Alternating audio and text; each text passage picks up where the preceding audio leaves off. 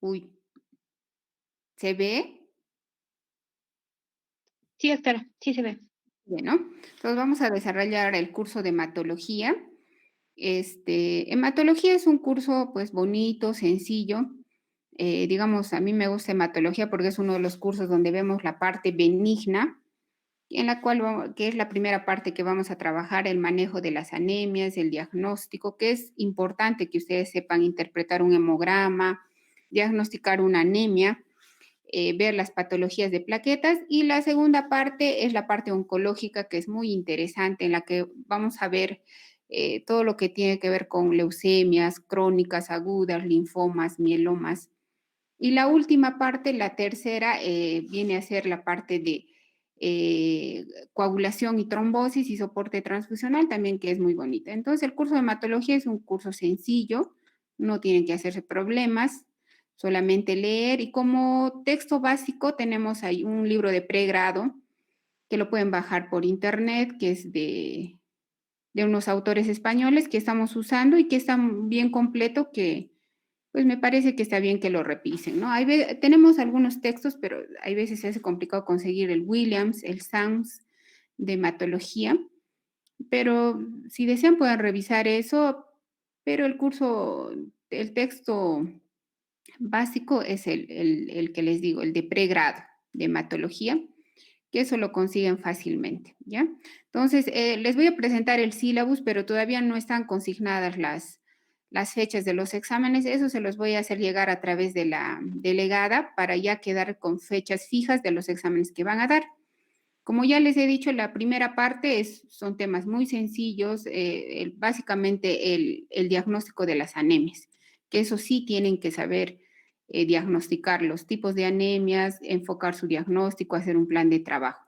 Acá van a tener que hacer grupos para exposiciones. En esa primera parte van a tener que hacer o dividirse en dos grupos, lo que son anemias por enfermedades crónicas y anemia plástica.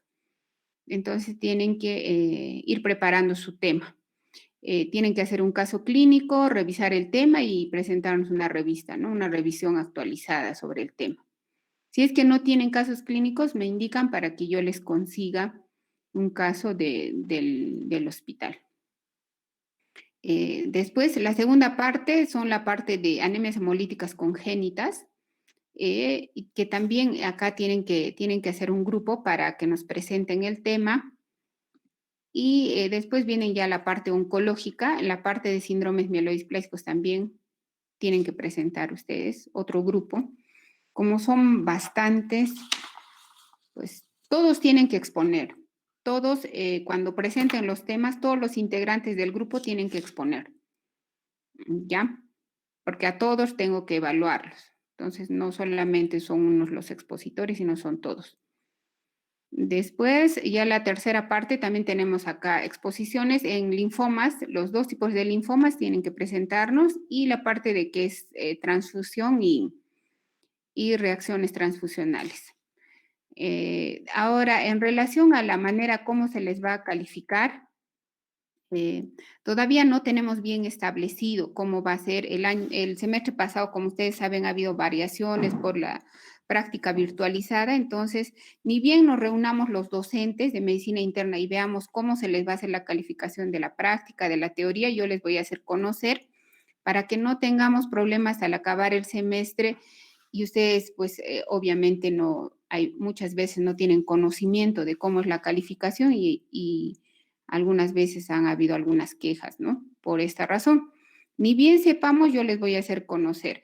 Pero ya para comenzar, ustedes saben que la teoría y la práctica, pues, es el mayor porcentaje, y después viene la parte de las exposiciones que hacen ustedes en clase y algunas veces la proyección social que se hace, que veremos si se va a considerar.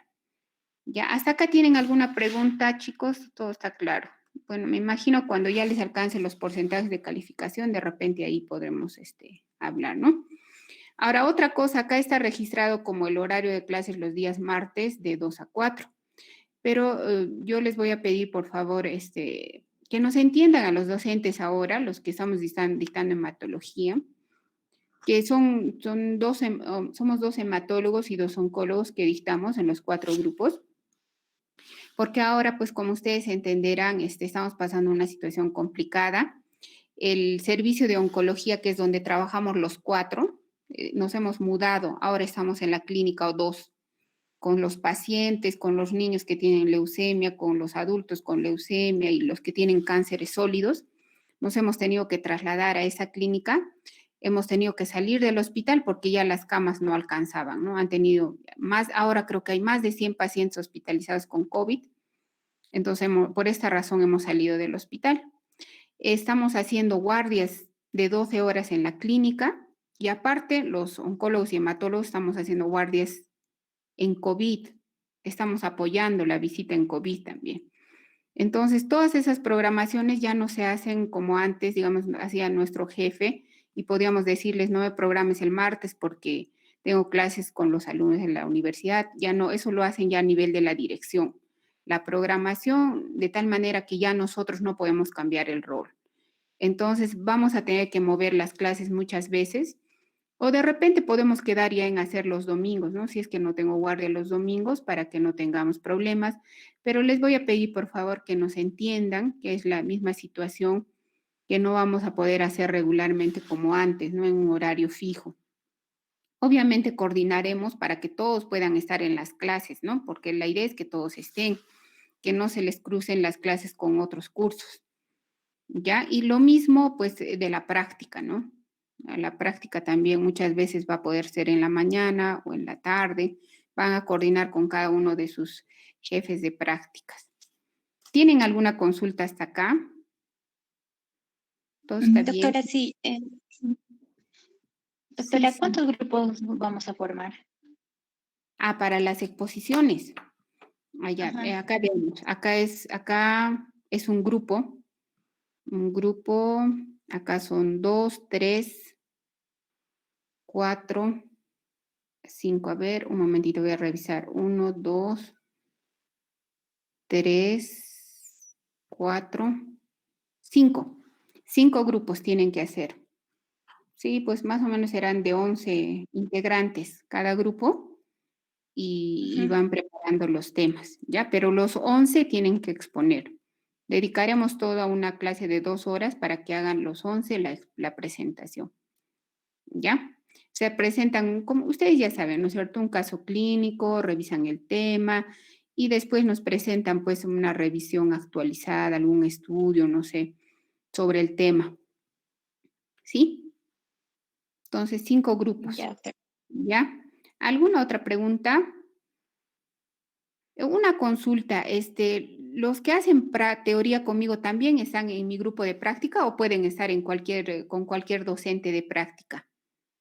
¿O solo No, conmigo? doctora, sí, los docentes de teoría se hacen cargo de la práctica también este semestre.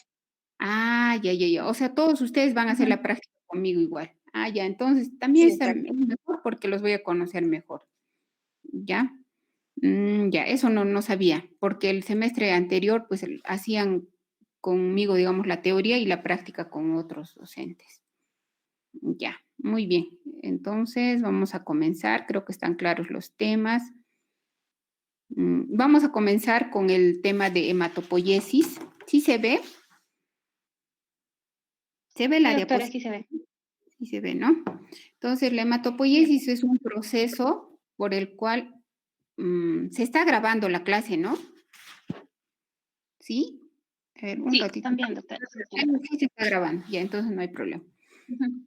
Mm, las clases igual las voy a poner en la página de la universidad. Entonces, la hematopoiesis es un proceso por el cual se van a formar las células sanguíneas. Ustedes saben que entre las células sanguíneas tenemos 3 series importantes, la serie leucocitaria, la serie eritroide y la serie megacariocítica, ¿no? Entonces, este proceso constante de formación de células sanguíneas se llama hematopoiesis. Y esto pues es un proceso que tiene que estar bien regulado, porque las células hematopoietíticas son una de las células que constantemente están en renovación por la vida media que tienen. Ya saben ustedes que los glóbulos rojos tienen una vida media de 120 días. Los leucocitos depende de qué tipo son. Entre los leucocitos saben que tenemos neutrófilos, linfocitos, monocitos, basófilos y eosinófilos. Por ejemplo, los neutrófilos, pues, tienen una vida media más o menos de 8 a 10 días y los linfocitos pueden vivir hasta años, ¿no? Entonces, para mantener el equilibrio entre la producción y destrucción de estas células, pues tiene que haber una hematopoiesis adecuada. Ahora, las plaquetas tienen una vida media más o menos de hasta 14 días, de 8 a 10 días en promedio, y es importante, ¿no? En este caso de la hematopoiesis. Entonces, como ya les había dicho, la hematopoiesis es un mecanismo fisiológico de formación de las células sanguíneas, ¿no? Para mantener niveles normales en la sangre periférica. Entonces, la hematopoiesis va a tener etapas. La primera etapa es la hematopoiesis extraembrionaria, que se va a dar en el saco vitelino, ¿no? Eso más o menos inicia la segunda, tercera semana de gestación. Y sobre todo va a ser pues de tipo eritroide, o sea, sobre todo se van a formar glóbulos rojos, ¿no? Precursores de la serie eritroide. Después, ya entre la segunda a séptima semana, vamos a tener la hematopoiesis hepática y esplénica, ¿no? La hematopoiesis se va a producir sobre todo en el hígado y en un menor grado en el vaso, ¿no? Y acá sí ya vamos a tener elementos de la serie granulocítica o de los leucocitos y de los megacariocitos que vienen a ser las plaquetas, ¿no? A partir más o menos del séptimo mes, ya vamos a tener la hematopoiesis medular, que va a ser la médula ósea y que esta va a ser la definitiva, ¿no? Acá hay un esquema, como les dije, a la segunda semana más o menos se inicia la hematopoiesis en el saco vitelino, después ya es entre la segunda semana hasta la séptima, pues el segundo mes, perdón, va a ser a nivel del hígado y del vaso, ¿no? Y a partir del séptimo mes ya es en la médula ósea hasta el nacimiento, ¿no? Que se va a dar en todos los huesos, ¿no? En los huesos largos, planos, etcétera, la hematopoiesis. Al nacer, pues la hematopoiesis es en todos los huesos, pero a partir de los 5 años hasta los 20 años, va habiendo una modificación en la hematopoiesis. Y se va a localizar sobre todo en los huesos de la columna vertebral, de las costillas, el esternón y la pelvis. Y a partir de los 20 años va a ser predominantemente en estos huesos, a partir de los 20 años, ¿no? Es por eso que cuando nosotros hacemos estudios de enfermedades hematológicas, hacemos estudios de médula ósea. El aspirado de médula ósea que lo hacemos, o la biopsia de hueso, pues lo hacemos sobre todo en la espina ilíaca posterior superior, ¿no? En el hueso de la pelvis, que es donde se van a localizar en un adulto la hematopoiesis. En los niños, en algunas oportunidades se puede hacer en la tibia también, porque todavía se conserva ahí la hematopoiesis en los menores de 20 años. Pero en los adultos ya no, ¿no? Ahora ya casi no les hacemos a los niños en la tibia el aspirado de médula ósea porque es muy sangrante, sangra mucho.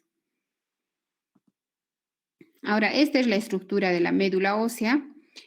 Acá tiene que haber un equilibrio, ¿no? Entre los diferentes componentes que van a regular la hematopoiesis en la médula ósea, para que haya un adecuado control y producción de las células sanguíneas, ¿no? Entonces, acá vamos a ver, hay células endoteliales, macrófagos, adipocitos, osteoblastos, células reticulares, van a formar parte de la médula ósea normal, ¿no? Después vamos a también tener lo que llamamos nosotros las citoquinas, factores estimulantes de la hematopoiesis. Tenemos el factor estimulante del STEM, tenemos la interleuquina 7, son muchos los factores que van a estimular la producción de la hematopoiesis, y hay otras proteínas de la matriz extracelular que, como podemos ver acá, está la fibronectina, el colágeno, etcétera, que van a pues ser importantes también en la hematopoiesis, ¿no? Acá podemos ver una célula madre hematopoyética. Ahora, que vamos a ver la definición de célula madre o de stem cell. Como ustedes saben, la célula madre pues, se define como una célula que tiene una capacidad de autorrenovación para dar origen a otras células madre. y tiene una capacidad no solamente de autorrenovación, sino de diferenciación, ¿no? Hacia diferentes líneas de diferentes linajes de celulares, ¿no? Hay tres tipos de células madre.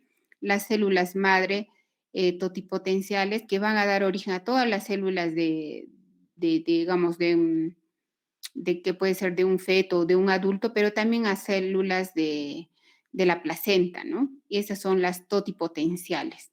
Las pluripotenciales no van a poder dar origen a células de endodermo, ectodermo, mesodermo, pero no así de la placenta, ¿no? Y la célula madre multipotencial que va a dar origen pues a células de, digamos, de una sola línea, ¿no? Acá la célula madre hematopoyética es una célula madre multipotencial, solamente va a poder dar origen a células de la hematopoyéticas, no así células de otras líneas germinales, ¿no? Entonces, la célula madre hematopoyética es multipotencial. Acá podemos ver algunos factores de crecimiento que van a ser importantes en la hematopoiesis. Tenemos factores que van a actuar a nivel de estadios iniciales de la hematopoiesis, o sea, cuando las células, estamos a nivel de células madre eh, multipotenciales, o sea, la célula madre hematopoyética. Tenemos, por ejemplo, el stem cell factor, o también conocido como c-KIT, la interleuquina 3, 6, 11, 12, los factores estimulantes colonias de granulocitos y macrófagos, y la interleuquina 7, que es importante para los progenitores linfoides, ¿no? Estos van a intervenir en los estadios iniciales. Ya cuando las células están ya más maduras y se están diferenciando, tenemos otros factores estimulantes. En el caso de los basófilos y monocitos, la interleuquina 4, en los eosinófilos de la interleuquina 5. En el caso de los neutrófilos también hay el factor estimulante colones de granulocitos. En el caso de los monocitos, el factor estimulante de colones de los monocitos. La eritropoyetina, que ustedes ya saben, es una hormona que se produce a nivel renal, que va a ser importante, ¿no? En su acción a nivel de los precursores eritroides. Igual la trombopoyetina es una hormona que se produce a nivel hepático y que va a ser importante en la formación de las plaquetas, ¿no? Va a actuar a nivel de los megacariocitos. Es por eso, pues, que nosotros podemos encontrar algunas patologías. Por ejemplo, cuando hay insuficiencia renal crónica en un paciente, se va a producir un tipo de anemia. La anemia que llamamos por insuficiencia renal, porque ya no se va a producir adecuadamente eritropoyetina en el riñón, ¿no? De un paciente con falla renal crónica. Lo mismo en un paciente con cirrosis hepática, hay una insuficiencia en la producción de trombopoyetina y esto va a condicionar a que los pacientes tengan plaquetopenia. Entonces, son factores importantes en la hematopoiesis, ¿no? Esta es la hematopoiesis. Acá tenemos una célula madre hematopoyética, la multipotente, y esta va a dar origen a dos tipos de células, la célula madre mieloide y la linfoide, ¿no? Entonces, se van a dividir en dos. Y esto es importante que conozca. Acá ya hemos mencionado los factores que van a estimular la producción de estas células, la hematopoiesis. Por ejemplo, acá tenemos trombopoyetina, interleuquina 3, 6. La trombopoyetina, la eritropoyetina van a actuar a diferentes niveles en la hematopoiesis, no solamente en la producción, digamos, directa de plaquetas o glóbulos rojos. Como pueden ver, acá tenemos la trombopoyetina también. Esta célula madre mieloide va a dar origen a diferentes células que vemos acá. Por ejemplo, acá tenemos unidades formadoras de colonias de megacariocitos que van a dar origen a los megacariocitos y finalmente los megacariocitos van a dar origen a las plaquetas, ¿no? Acá tenemos también unidades formadoras de colonias de eritrocitos que van a dar origen a los glóbulos rojos, lo mismo, unidades formadoras de colonias de granulocitos y macrófagos, que esas sí se van a dividir en dos, que van a dar origen a los neutrófilos y monocitos. Otra igual, otra unidad formadora de eosinófilos, de basófilos y otra que da lugar a los mastocitos, ¿no?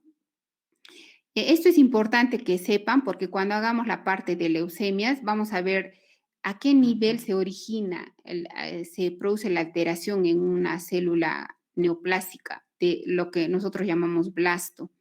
El blasto puede haber sufrido una alteración, una mutación y haberse quedado pues acá, ¿no? A este nivel la alteración, digamos, de la alteración neoplásica, ¿no?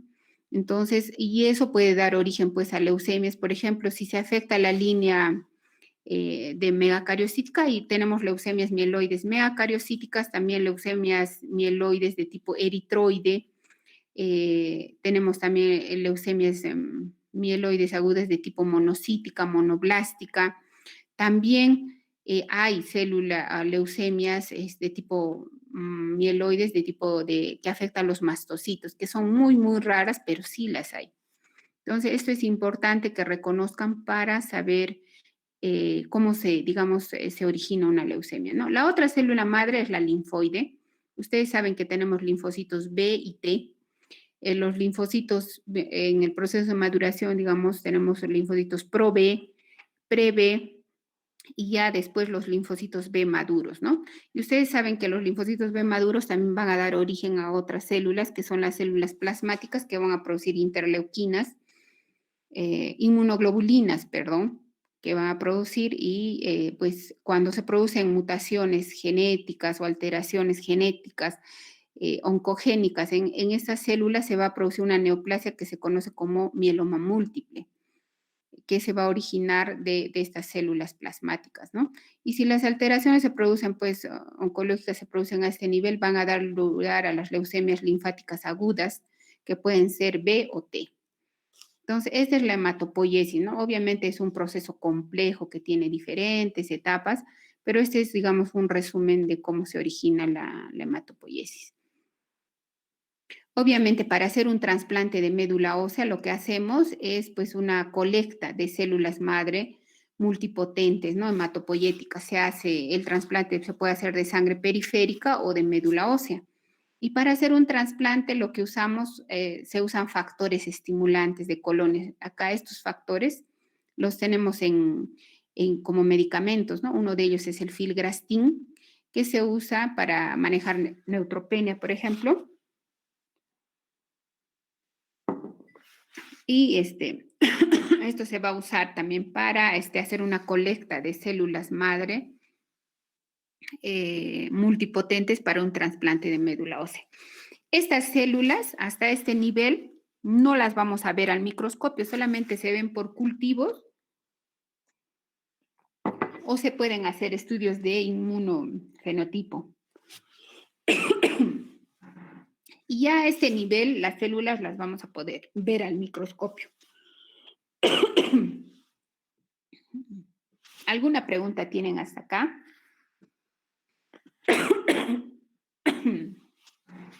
Chicos, ¿alguna pregunta?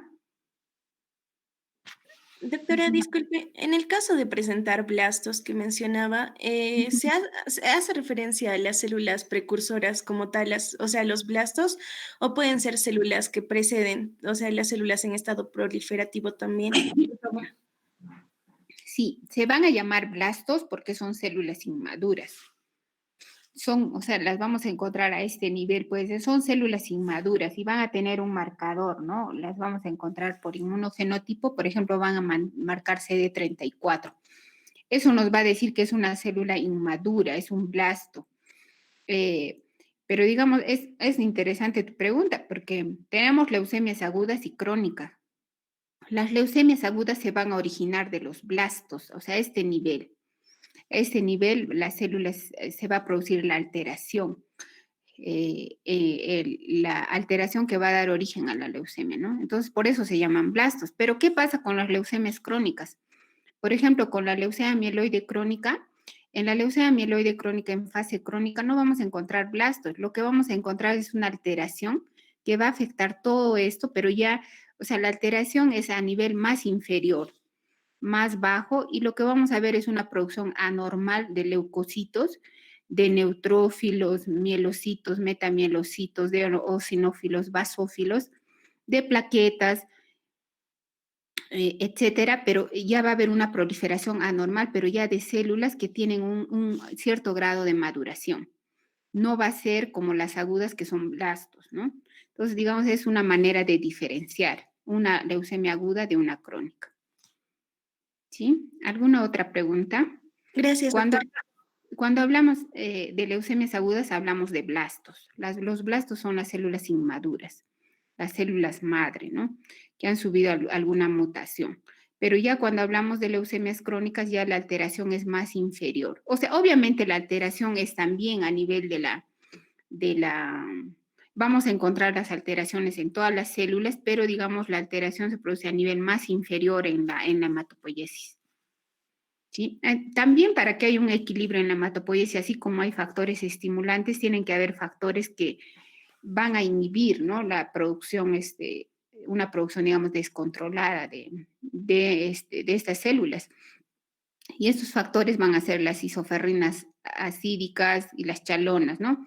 Que van a ser producidas por los granulocitos.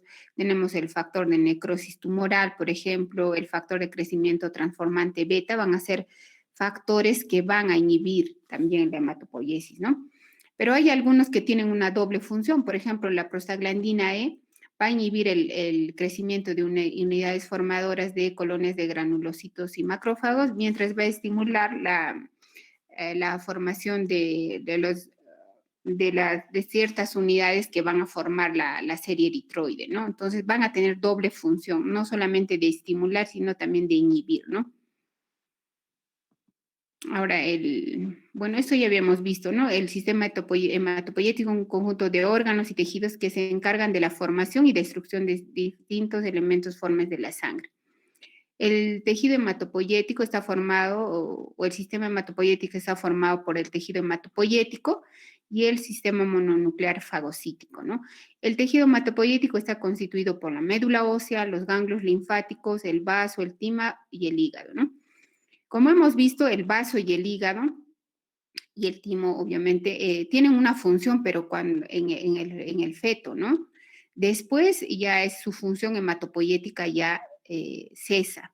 Pero cuando va a haber, otra vez puede haber patológicamente o en una enfermedad va a haber hematopoiesis extramedular cuando hay leucemias. Es por eso que cuando hay leucemias nosotros encontramos hepatoesplenomegalia, porque el vaso y el hígado van a nuevamente adquirir su función hematopoyética, obviamente en estados patológicos, ¿no?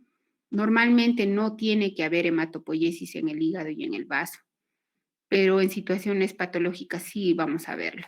Ahora, en el sistema mononuclear fagocítico, que se va a encargar, pues, digamos, de depurar estas células que han cumplido su vida media, tenemos, pues, los monocitos, los macrófagos, tanto en el vaso o en otros tejidos, ¿no? Que vamos a encontrar. Este es un esquema de la eritropoiesis. Como podemos ver acá, está la célula madre. O sea, este es un esquema de la maduración, ¿no? En la médula ósea 5 días y en la sangre periférica 3 días, ¿no? Acá está la célula madre.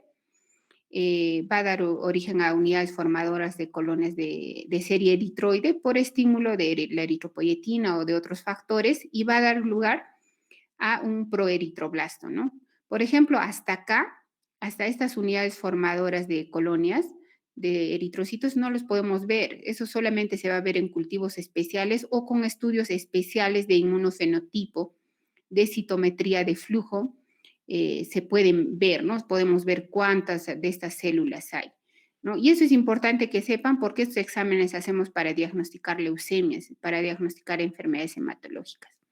A partir de acá de un proeritroblasto sí se puede ver en el aspirado de médula ósea, ¿no? Este es un esquema de la maduración, digamos, de la formación de un glóbulo rojo. Tenemos los proeritroblastos que van a dar origen a los eritroblastos basofílicos, policromatofílicos, ortocromáticos, que son, miren, todavía mantienen un núcleo. Esto es en la médula ósea. Después ya se va a producir la eritropoiesis en la sangre periférica, ¿no? Ya ustedes saben que los glóbulos rojos no tienen núcleo, ¿no? Han perdido su núcleo. Entonces, en algunas circunstancias podemos ver algunos reticulocitos en sangre periférica, como por ejemplo podemos ver cuando hay hemólisis o hay sangrado, pueden salir algunas formas inmaduras, ¿no? Pero la maduración dura 3 días, ¿no? De un reticulocito hasta que se forme un glóbulo rojo que ya no tiene núcleo, pierden el núcleo y van a vivir pues unos 120 días en la sangre periférica, salvo que haya alguna enfermedad, ¿no? Si hay una hemólisis, así sea congénita o adquirida, pues van a ser destruidos antes. O si hubiera alguna situación patológica, ¿no? Van a vivir menos tiempo. Entonces, esas son las etapas de la eritropoiesis, ¿no? Los proeritroblastos, que son más inmaduros, tienen núcleo, tienen nucleolos. Después, ya cuando están en fase de eritroblastos, ya han perdido sus nucleolos y van madurando. Este es un esquema también de la mielopoiesis. Acá podemos ver un mieloblasto. Es una célula inmadura, ese mieloblasto puede ser, si se produce acá la alteración oncogénica que va a dar origen a una leucemia mieloide, pues vamos a ver en la sangre periférica estos mieloblastos, ¿no? Que tienen, por ejemplo, cromatina inmadura, tienen nucleolos, ¿no? Pero digamos en una situación normal, lo que va a pasar es que se van a formar después de un mieloblasto, va a dar origen a un promielocito, que es una célula precursora, después a un mielocito, metamielocito y a un callado, ¿no? Del basófilo y finalmente un basófilo. Esto sí da origen a un basófilo. Acá tenemos si da origen a un neutrófilo o a un eosinófilo, ¿no? Pero igual en ambos, en los tres va a ser, pues el precursor va a ser un mieloblasto, después un promielocito, mielocito, metamielocito, un basófilo, un bastón o un callado, como se le llama, y finalmente la célula madura que la vamos a encontrar en la sangre periférica, ¿no? Después, bueno, tenemos la trombopoiesis.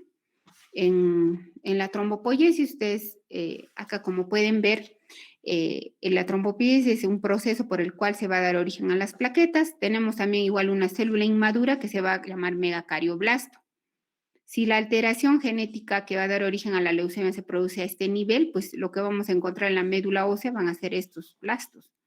Blastos, pero que son de origen de megacariocitos, ¿no? Por eso se llaman megacarioblastos. Los megacarioblastos dan origen a promegacariocitos, que son ya más maduros, más grandes, tienen un núcleo ya segmentado, y después a un megacariocito granular, ¿no? Que ya tiene más segmentación en su núcleo. Y acá ya vamos viendo en su citoplasma que se van formando las plaquetas. Acá, ustedes, como saben, las plaquetas en realidad van a ser van a originarse en el citoplasma de los megacariocitos y van a ser pues fragmentos del citoplasma, ¿no? En realidad, si somos estrictos en la definición, no son células, ¿no? Entonces van a dar origen a plaquetas, ¿no? Los megacariocitos. Obviamente es un proceso complejo el que se produce, ¿no? En la médula ósea de la megacariopoiesis o en general de toda la hematopoiesis, ¿no? Y sobre todo porque es un proceso constante que está dando origen a millones de células por kilo de peso en un ser humano, ¿no? Entonces, vamos a revisar ahora algunos estudios que hacemos para diagnosticar enfermedades hematológicas, ¿no? Uno de los exámenes que hacemos es el estudio del aspirado de médula ósea. Nosotros para diagnosticar leucemias, anemias aplásticas, mielodisplasias, etcétera, o cualquier otra patología hematológica, necesitamos hacer el examen más importante para nosotros, que es el aspirado de médula ósea. Entonces, acá tenemos un esquema. Este examen lo hacemos con una aguja de Hamshiri, pero se pueden hacer con otras agujas también que tenemos de punción lumbar.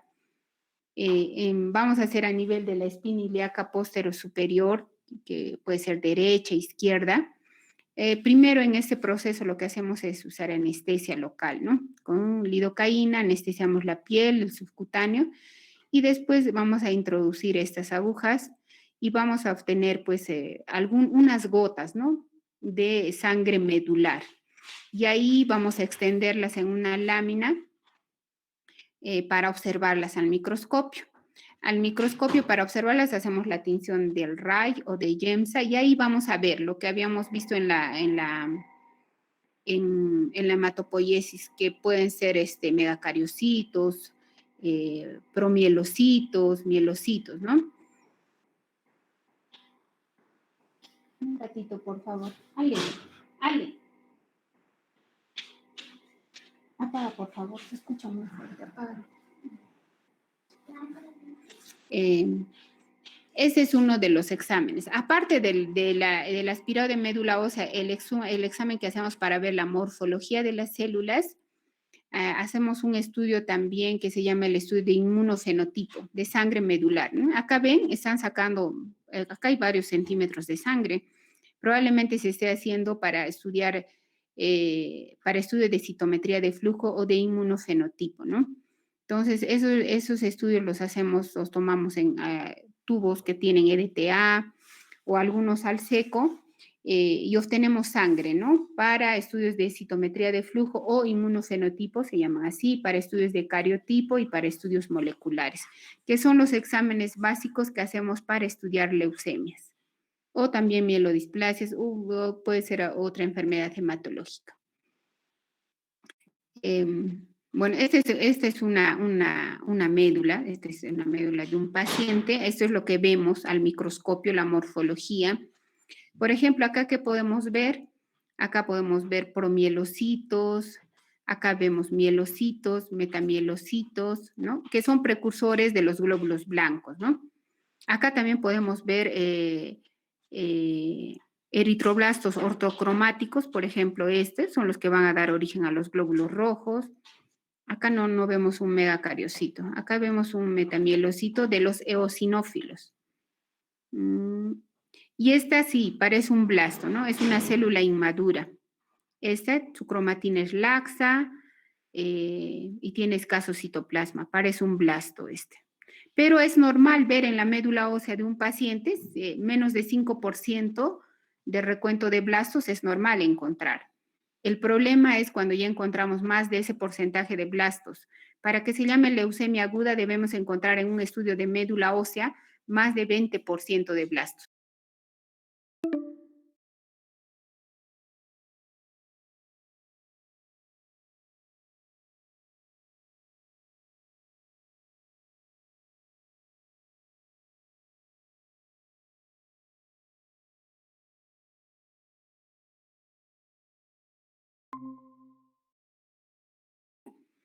Y en esa no vamos a sacar sangre, sino vamos a sacar hueso realmente, ¿no? Y acá podemos ver, como ustedes pueden ver, en la hematopoiesis, pues está, o hay células hematopoyéticas que se están formando normalmente, hay un poco de grasa, pero por ejemplo, en una anemia aplástica severa o una hipoplasia medular, veríamos que todo se ha reemplazado por grasa, todo está blanco, ¿no? Y eso nos habla, pues, de una patología. Este es otro de los exámenes que hacemos. El informe de una biopsia de hueso lo hace un anatomopatólogo. Ellos son los que procesan las biopsias de hueso. Los hematólogos hacemos el aspirado y ahí interpretamos y leemos la médula ósea. Ahora otro examen que hacemos es el hemograma completo. Es un examen básico que ustedes tienen que conocer para hacer el estudio de enfermedades hematológicas, ¿no? Entonces, por ejemplo, acá tenemos un hemograma. Este es un hemograma de un paciente en el cual tienen, para que hagan una adecuada interpretación de un hemograma, que es básico, que tienen que saber. En hematología tienen que saber interpretar un hemograma, porque así van a poder enfocar el diagnóstico de una enfermedad hematológica. Porque el primer examen que le piden a un paciente que va, pues, para que le solicite una evaluación, digamos, por anemia, les dice que tiene cansancio, lo ven pálido, o un paciente con sangrado, que pedirán, querrán saber cómo están sus plaquetas. Un examen básico para estudiar a un paciente hematológico, ese es el hemograma, ¿no? Y no solamente un paciente desde el punto de vista hematológico, en general, así un paciente tenga neumonía, ustedes siempre un examen importante a pedir es un hemograma. Así lo quieran operar, así sean cirujanos, tienen que pedir un hemograma completo porque para operarlo tienen que saber qué hemoglobina tiene, si sus plaquetas están bien y si lo pueden operar, porque si no puede sangrar el paciente. Entonces es básico que sepan interpretar un hemograma completo. Entonces vamos a quedar acá. Primero lo que interpretamos en un hemograma completo. Este es un hemograma de un paciente del hospital. Este no es un hemograma normal. Voy a buscar uno normal. Bueno, este vamos a ver. El recuento de leucocitos normales va de 4.000 a 11.000. Estos valores no los toman en cuenta, de 4.000 a 11.000, ¿no? Después de, una vez que vean el valor de leucocitos, tienen que pasar a ver el recuento, pero de los valores absolutos en el recuento de los componentes de los leucocitos. Ustedes saben que los leucocitos pues están formados por otros tipos de células, que son los neutrófilos, los linfocitos, los monocitos y los basófilos, ¿no? A ver, un momentito, les voy a mostrar un esquema. Acá no está, creo. No está. Voy a mostrarles un esquema porque es básico que sepan interpretar un hemograma. ¿Alguna pregunta tienen hasta acá, chicos? De repente de los exámenes que hacemos para estudiar enfermedades hematológicas. ¿Ninguna pregunta?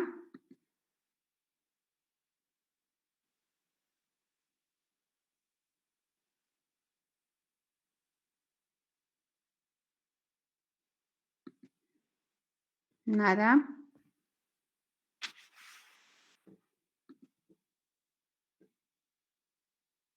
Nadie tiene preguntas.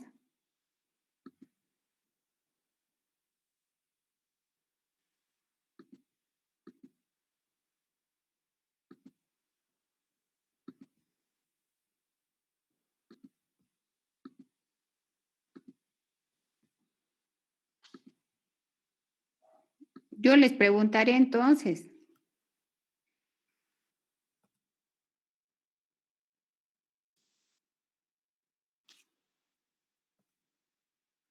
A ver, vamos a ver la parte de hemograma entonces, la interpretación de este examen que es básico. Entonces, vamos a ver varias cosas que se interpretan en un hemograma. Primero vamos a ver este es un hemograma, hay varios tipos de hemogramas.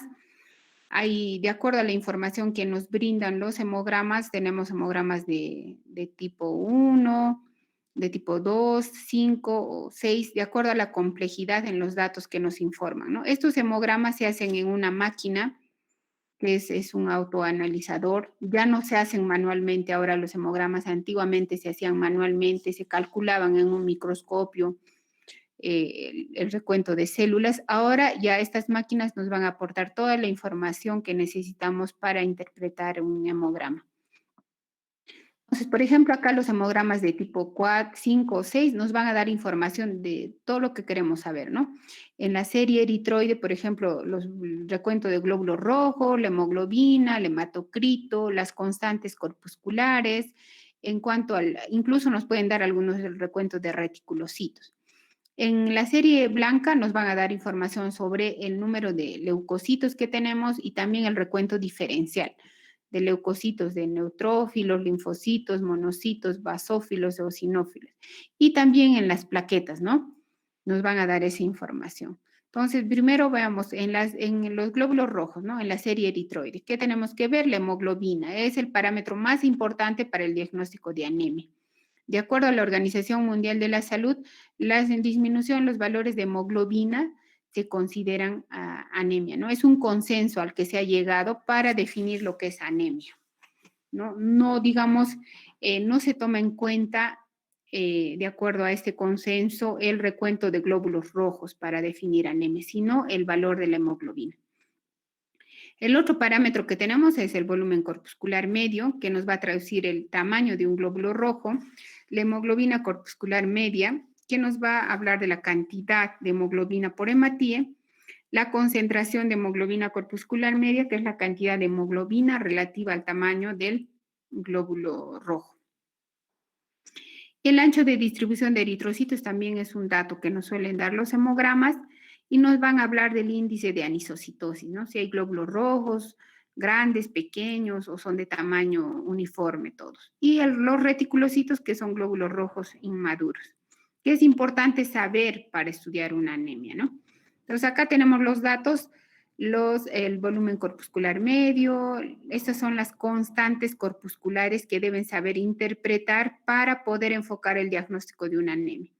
La hemoglobina corpuscular media, la concentración de hemoglobina corpuscular media, ¿no? Entonces, el volumen corpuscular medio se va a informar en femtolitros y los valores normales van de 80 a 98. Acá nos muestran unas fórmulas, pero esas fórmulas nosotros ya no las aplicamos porque estas máquinas que hacen los hemogramas, estos autoanalizadores, pues nos aportan ya toda la información. Nosotros no tenemos que hacer el trabajo de calcular. La hemoglobina corpuscular media, los valores van de 28 a 32 y se informan en picogramos, ¿no? La concentración de hemoglobina corpuscular media en gramos por decilitro y puede ser de 28 hasta 34 más o menos, o 35, y eso en gramos por decilitro. El ancho de distribución de los eritrocitos, bueno, nos va a hablar del índice de anisocitosis, ¿no? Y va más o menos de 13 a más o menos 1,5. También al momento de interpretar una anemia, un paciente y ver qué tipo de anemia tiene, es importante que sepamos el recuento de reticulocitos. Y estos son los valores en porcentaje, 0,5 a 2% en porcentaje, pero los valores absolutos van a ser de 25,000 a 85,000.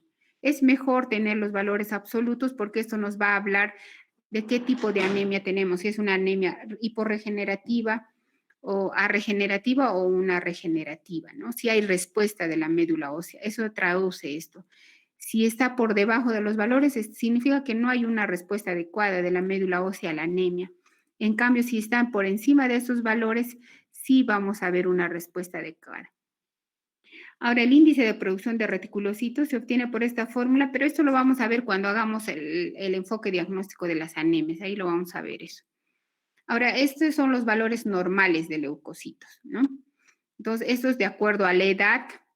En un adulto los valores van de 4,000 a 11,000 por microlitro o por milímetro cúbico o de 4 a 11,000 por 10 a la 9 por litro, ¿no? Estos son los valores.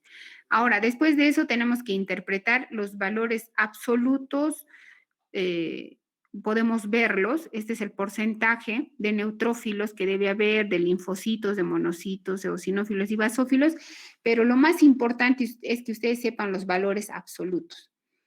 Entonces, los valores de neutrófilos, valores absolutos van de 2,000 a 7,500, ¿no? Esos son los valores normales en un adulto. Por debajo de 1,500 o de 2,000, pero por consenso nosotros consideramos por debajo de 1,500 se llama neutropenia, cuando están bajos. Por encima de 7,500 le llamamos neutrofilia, ¿no? Lo mismo pasa con los linfocitos, por debajo de 1,500 linfopenia, por encima de 4,000 a 5,000 linfocitosis. Los monocitos igual. De 200 a 800 son los valores normales, ¿no? Si está por encima de estos, de 800 se llama monocitosis. Igual en los eosinófilos, de 40 a 400. En los basófilos, de 10 a 100, ¿no? Pero digamos que, estos parámetros, digamos, como que no les damos mucha importancia, salvo que sea el incremento muy patológico. Entonces, es importante que sepan los valores absolutos. Los porcentajes no, porque en los porcentajes muchas veces nos pueden inducir a error, porque, por ejemplo, un paciente tiene, no sé, 50,000 leucocitos, el 40% de 50,000 va a venir a ser como 20,000 células, ¿no? Y ese 20,000 neutrófilos no es un valor normal. Si ustedes usan el porcentaje para interpretar, puede inducir a error. Se debe usar los valores absolutos en la interpretación. Esta es una lámina periférica, un frotis, donde podemos ver pues, las células que componen la serie leucocitaria. Tenemos acá un bastón, un segmentado, un eosinófilo, tiene gránulos de color anaranjado y este es un basófilo, ¿no? Con gránulos oscuros. Y este es un monocito, ¿no? Tiene el núcleo arriñonado. Y este es un linfocito. Entonces vamos a ver en qué patologías puede haber neutrofilia o neutropenia. ¿Tienen alguna pregunta hasta acá, chicos? ¿Nada? Doctora, disculpe, tengo una consulta, no sé si tal vez me podría sacar de dudas, porque un doctor nos comentó que la hemoglobina se corrige, a nivel de altura. ¿Cómo es que se corrige la hemoglobina a nivel de altura y cuánto es el valor Ujú. normal No, a cada en altura? realidad, usar el término se corrige, creo que no es el apropiado. O sea, los valores de hemoglobina varían de acuerdo primero al sexo del paciente y al lugar donde vive el paciente. Entonces, los valores de hemoglobina al nivel del mar, por ejemplo, de un varón en Lima, los valores de hemoglobina normales son de 13 a 17 en un varón adulto, pero a nivel de altura va a subir por la hipoxia que hay, ¿no? En la altura. Entonces, mientras más hipoxia haya, más glóbulos rojos se van a formar. Entonces, en realidad no es que se corrija el valor de hemoglobina, sino hay otros valores para hemoglobina en la altura. No es que los corregimos, sino ustedes tienen que aprender los valores de hemoglobina para el Cusco. Entonces, los valores de hemoglobina para el Cusco son en un varón de 15 a 19 y en una mujer de 13 a 17. Entonces, por debajo de esos valores se considera anemia y por encima se considera poliglobulia. No es que haya que corregirlos, no hay ninguna fórmula para corregir la hemoglobina en altura. Los valores son otros. De repente el doctor que te dijo se refirió a eso, a esos valores, pero no hay ninguna corrección. Esos son los valores. Lamentablemente en Cusco no tenemos ningún estudio que hayan hecho. Justamente si ustedes desean hacer algún estudio, sería bueno, los invito a que deberíamos tener a este nivel, a 3.300 metros sobre el nivel del mar, un hemograma, digamos, un recuento de las células que se interpretan en un hemograma normal para esta altitud, en varones, en mujeres, en niños. No lo tenemos. Esos valores que yo les refiero son valores que yo los he sacado de estudios que han hecho en La Paz, en Bolivia y en otras ciudades de altura. Porque hay un estudio que hizo la Universidad Cayetano, pero consideran hematocrito, no tanto hemoglobina. Entonces, estos valores yo los he sacado de esos estudios, ¿no? Pero no digamos una corrección. No sé, ¿alguna pregunta más? Gracias, doctora. No, ¿por qué? ¿Alguna pregunta más, chicos? Es básico que sepan interpretar un hemograma, porque si no, no vamos a poder avanzar en las patologías que vamos a hacer, anemias, plaquetopenias, neutropenias, ¿no? Tienen que saber los valores normales, ¿ya? Entonces vamos a continuar. Acá vemos un cuadro donde vamos a ver las causas, ¿no? De estas alteraciones. Por ejemplo, neutrofilia, ¿en qué casos vamos a encontrar? ¿No? Más de 7.500 neutrófilos. Entonces vamos a encontrar sobre todo en las infecciones, ¿no? O en los procesos inflamatorios, en cualquier tipo de infección. También el uso de fármacos, por ejemplo, los corticoides producen neutrofilia, leucocitosis con neutrofilia, ¿no? Y otras causas, pues, van a ser tumores, como dicen acá, pueden ser las leucemias. Por ejemplo, las leucemias van a producir también, las leucemias mieloides crónicas producen neutrofilia. Vamos a encontrar incremento en el recuento de neutrófilos. Ahora, ¿en qué casos vemos disminución? También en el caso de infecciones, no solamente se produce neutrofilia, sino también neutropenia. Por ejemplo, una fiebre tifoidea o una salmoninosis puede producir neutropenia en un paciente. Entonces, algunas inmunoalergias, en el hiperesplenismo, porque los neutrófilos se van a secuestrar en el vaso, también hay de causas idiopáticas, ¿no? Y nosotros como hematólogos, las causas más frecuentes que vemos de neutropenia, o sea, el recuento de neutrófilos por debajo de 1.500 son en los pacientes que tienen leucemias agudas, suelen venir al hospital al debut con neutropenia, por eso vienen con fiebre.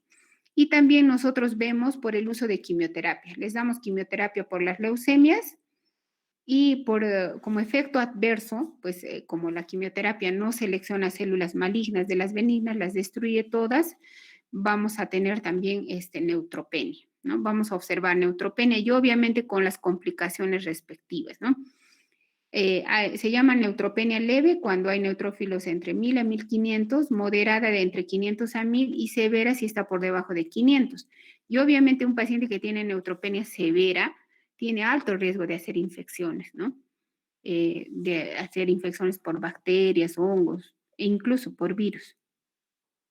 Ahora, en lo que es el recuento de eosinófilos, acá habíamos visto el recuento de eosinófilos normal. Esto lo he sacado del texto básico que estamos quedando, que ustedes van a revisar, de 40 a 400, ¿no? Se consideran los valores normales de eosinófilos. Entonces, cuando estén por encima de 400 se llama eosinofilia. ¿Y cuáles son las enfermedades más frecuentes que producen eosinofilia? Son las alergias y los parásitos, ¿no? Los parásitos tisulares. Estas son las causas más frecuentes. Así es que si ven con un paciente que tiene 2000 eosinófilos, que tiene en su hemograma 2000 eosinófilos, tendrán que preguntar antecedentes. De repente es asmático, tiene urticaria, o tiene algún tipo de parásitos, tendrán que o solicitar exámenes para estudiar parásitos, ¿no? En heces, por ejemplo. Después ya tenemos las causas neoplásicas, ¿no? Hay leucemias, sobre todo las leucemias mieloides crónicas, en las cuales vamos pues, a poder encontrar eosinofilia patológica ya, ¿no? Eosinofilia que no es benigna. Y la disminución de los eosinófilos por debajo de 40, pues podemos ver también fiebre tifoidea o en la brucelosis, ¿no? Pero que digamos, no tiene mucha importancia clínica esto. A basofilia.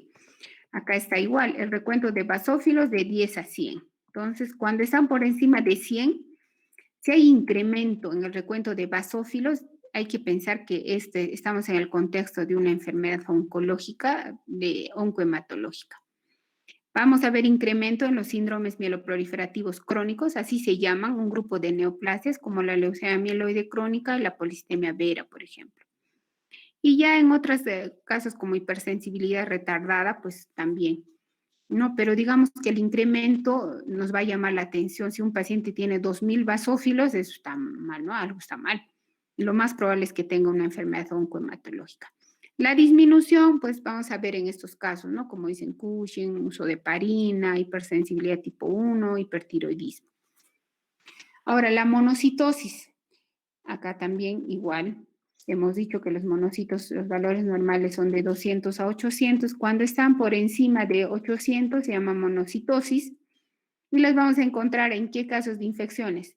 En la tuberculosis, en la leishmaniasis, brucelosis, paludismo. Hay un incremento. Y también en algunas leucemias, ¿no? En la leucemia mieloide aguda, porque hay leucemias de tipo monocítica o monoblástica, puede haber incremento, y en la leucemia mielomonocítica crónica, que vamos a ver más adelante qué es. En el linfoma de Hodgkin, en la colagenosis, por ejemplo, hay una disminución de los monocitos por uso de corticoides, por ejemplo, ¿no? Y en algunas infecciones. Ahora, los linfocitos, ¿cuándo vamos a encontrar linfocitosis? Hemos dicho que los linfocitos, los recuentos normales son de 1500 a 4000. Algunos autores consideran hasta 5000 normal recuento de linfocitos. Por encima de 5000 vamos a llamar linfocitosis. Entonces, ¿en qué casos vamos a ver esto? En infecciones virales, ¿no? Por virus. Epstein-Barr virus, la mononucleosis infecciosa, ¿no? Por citomegalovirus, por ejemplo, por toxoplasma. Va a haber, sobre todo eso en niños, ¿no?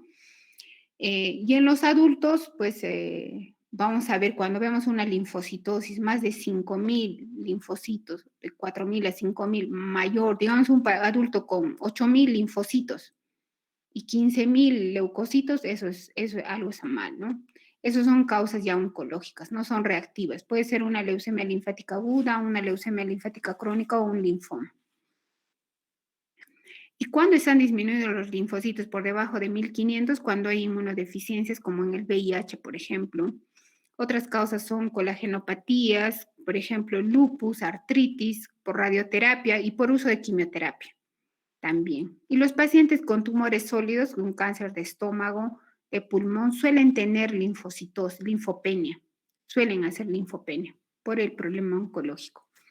Ahora, en cuanto a los hematíes, pues el incremento se llama poliglobulia, ¿no? Y el incremento se puede deber a muchas causas, ¿no? Entonces, las poliglobulias las vamos a clasificar en dos. Las que son de reactivas o secundarias, ahí tenemos la poliglobulia por altura, que es frecuente acá en Cusco.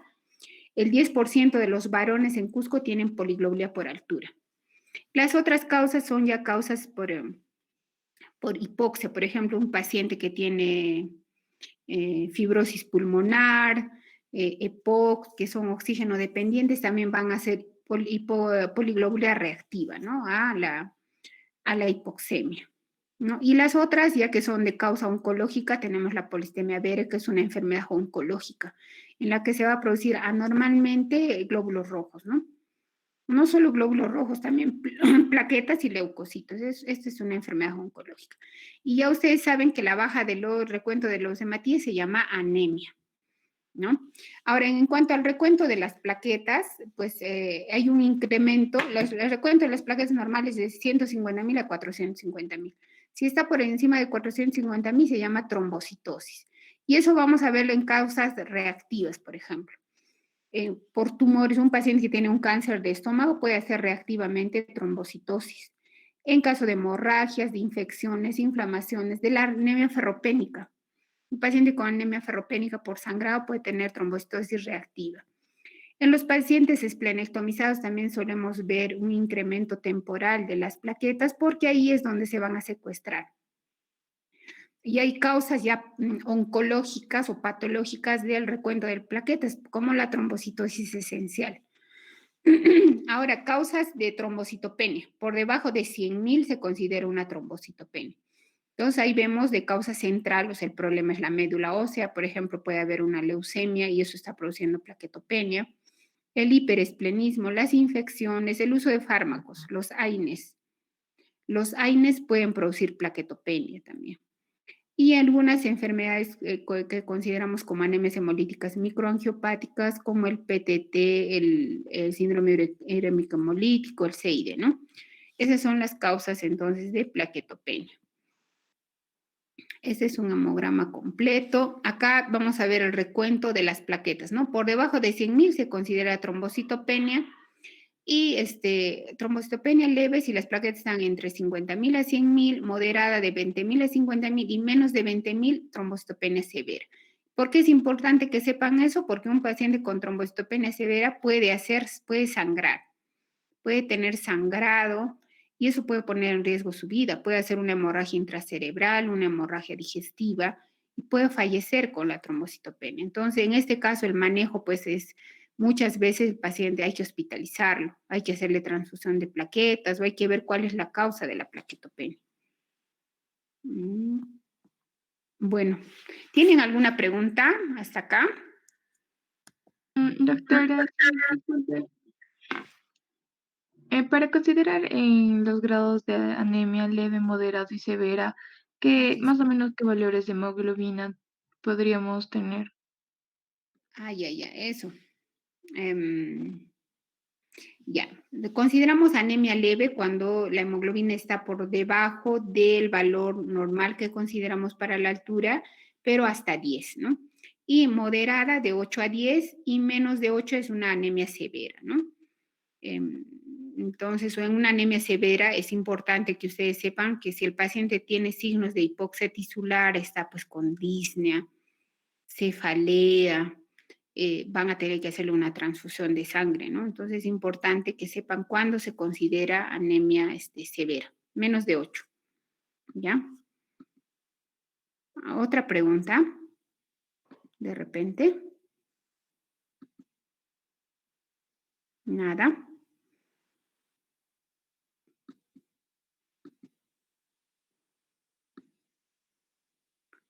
¿No hay más preguntas, chicos?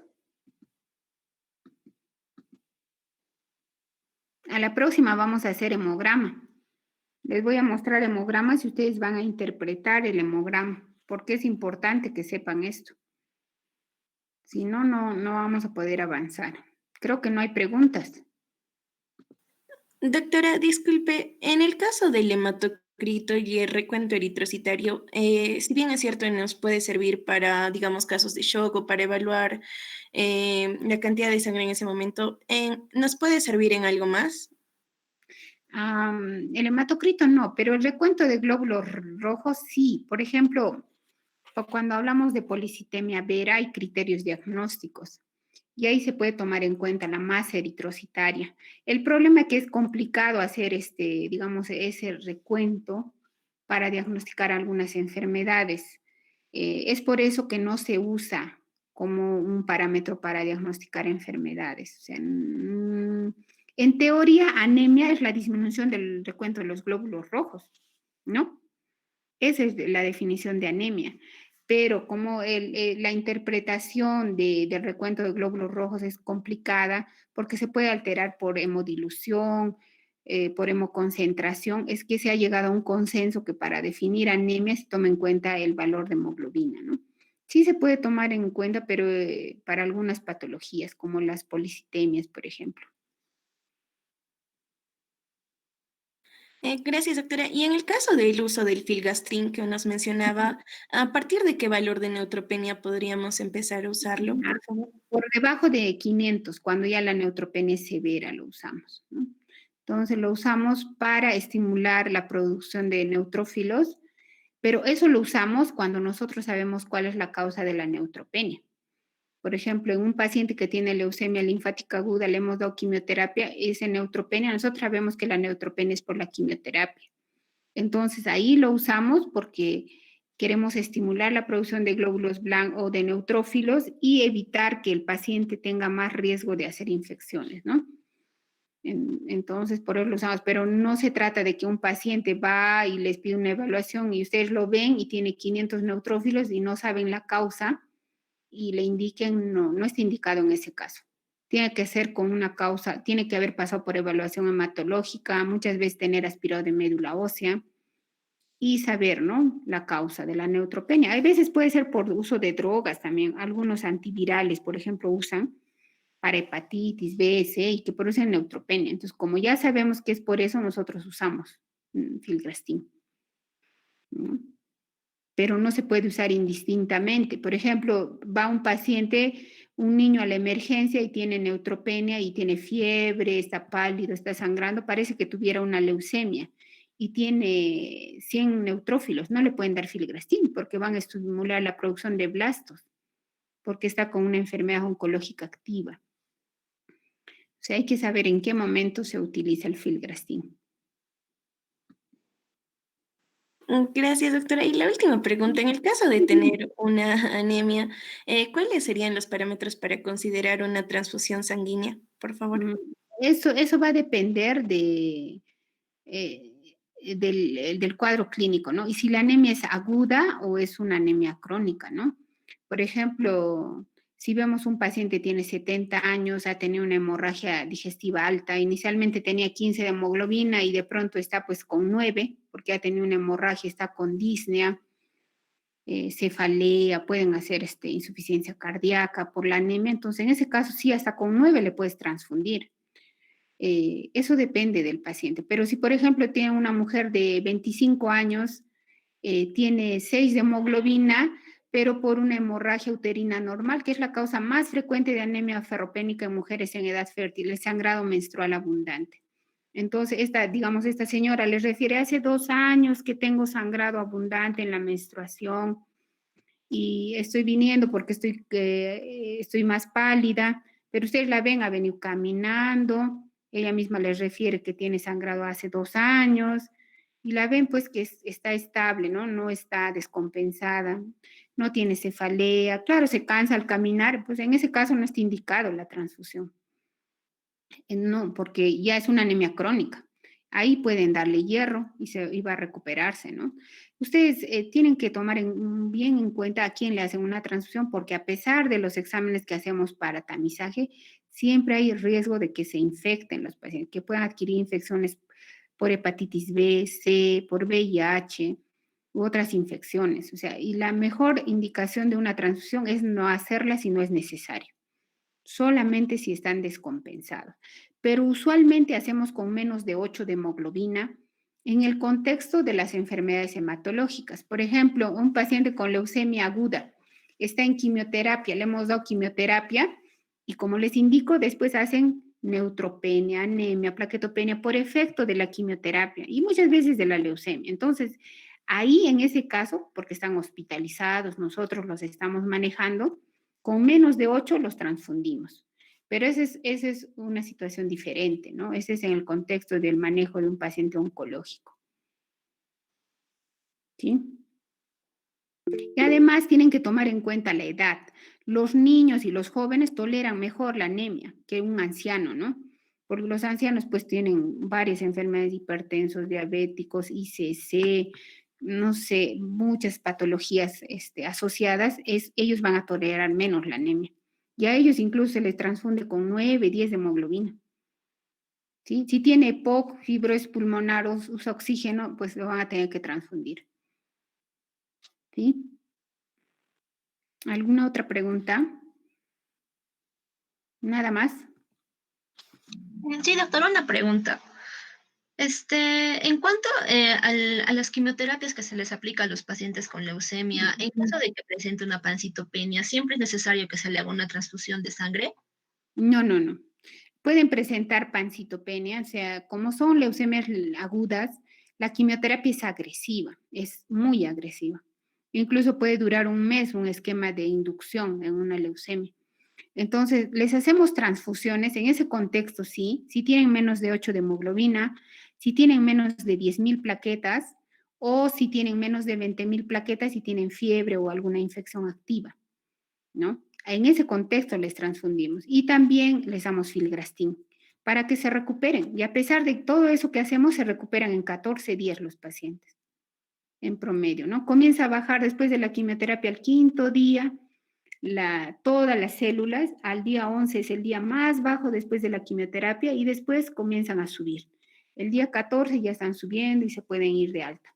Obviamente en ese lapso que ha bajado todo, se han complicado, han hecho anemia, han sangrado, han cogido una infección, una neumonía, ITU, les hemos tenido que dar antibióticos de amplio espectro, han podido coger un hongo, hasta hacen aspergilosis pulmonar, muchas complicaciones, ¿no? Por eso estas quimioterapias se dan en hospitalización. Gracias, doctora. Ya. ¿Algo más, chicos? Nada más, ¿no?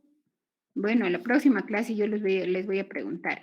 Entonces, a la próxima clase vamos a seguir con esa parte que es importante de hemograma.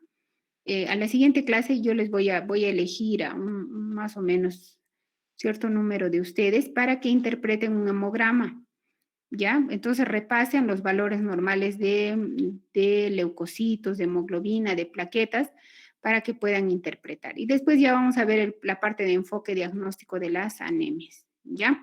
Y voy a coordinar con la delegada la hora pero de repente este martes sí podríamos hacer a la hora que está programada, que es de 2 a 4. Pero de todas maneras yo le voy a confirmar.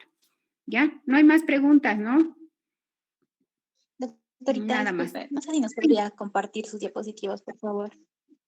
Sí, sí, además las voy a poner en el, ¿qué se llama? En la página de la universidad y siempre las pongo, pero igual le voy a pasar a la delegada para que se los pase, ¿ya? Y puedan revisar. Ya, doctora, Entonces, muchas chicos, haremos el día martes a las 2. A las 2 está programada la clase, ¿no? Entonces, Sí, a doctora, esa las hora dos. repasen hemograma, ¿ya? Ya nos vemos, cuídense. Gracias. Hasta luego, doctora, gracias. Hasta luego, doctora. Buenas tardes. Sí, doctora.